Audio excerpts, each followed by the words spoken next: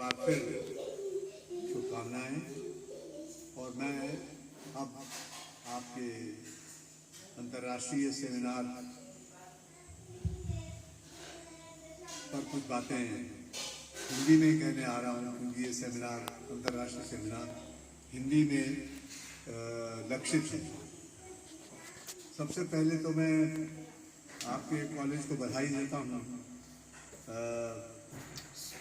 यहाँ के श्री अब्दुल सलाम जी को, केशवन जी को, मोहम्मद अली जी को और रंजीत जी को, डॉक्टर शाह को, अब्दुल गफूर साहब को और उन तमाम लोगों को जिनके कारण ये सेमिनार संभव हुआ है। मैं सबसे पहले इस विषय पर सेमिनार आयोजित करने के लिए आपके कॉलेज के सभी लोगों को बधाई देता हूँ, इसलिए कि पहली बार भारत के सुदूर दक्षिण में ये चिंता सामने आई है कि सिविल और मिलिट्री संबंध भारतीय साहित्य में कैसे सामने आए हैं। याद रहे, मूल विषय है भारतीय साहित्य। और अगर आप भारतीय साहित्य से ही अपनी बात शुरू करें तो भारतीय साहित्य भारत की विभिन्न भाषाओं में लिखा जाता है। हमारे राष्ट्रपति राधाकृष्णन ने कहा था कि ये विभिन्न भाषाओं में लिखे जाने वाला एक साहित्य है, जिसे भारतीय साहित्य कहते हैं।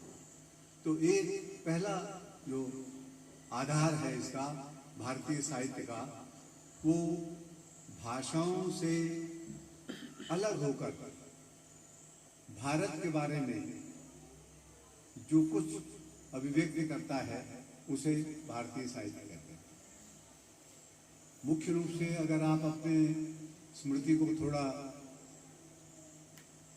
जोड़ दें तो आप पाएंगे कि भारतीय साहित्य की जो रचना हुई है वो इतिहास कालों में हुई है। और इतिहास में जो महत्वपूर्ण कृतियां दर्ज हैं, कई बार लोग भ्रांति से उनको भी इतिहास मान लेते हैं। हमारे देश के जो स्थानत्रयी के 3 महाग्रंथ हैं, महाभारत, रामायण और गीता, ये 3 महाग्रंथों में ये संयोग है कि 3 महाग्रंथों में सिविक और आर्मी, इन दोनों के संबंधों का बहुत गहरा विवेचन हुआ है।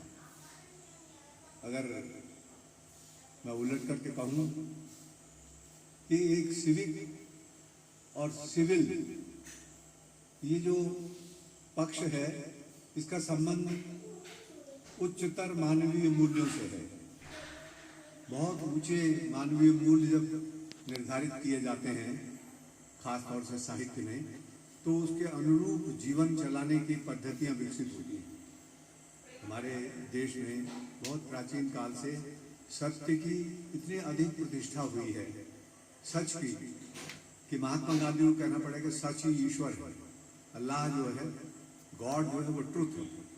और ट्रुथ को कैसे संरक्षित किया जाए, ट्रुथ को कैसे बचाया जाए, ट्रुथ को कैसे स्टैब्लिश किया जाए, ट्रुथ के बारे में क्या क्या किया जाए कि ट्रुथ क्षत ना हो, ट्रुथ डाइल्यूट ना हो, ट्रुथ अलग ना हो, बना रहे। और इस ट्रुथ की रक्षा के लिए जो प्रयास किए गए आरंभिक कालों में, उसका संबंध सैन्य रणनीतियों से है।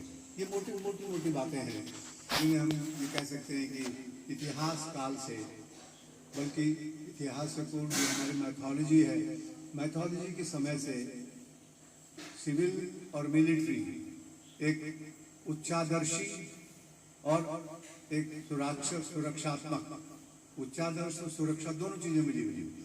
अर्थात इसे उलट करके देखने की जरूरत यह है कि उच्चादर्शों की रक्षा जो है बहुत आवश्यक है, तो दोनों एक विषय हो जाते हैं।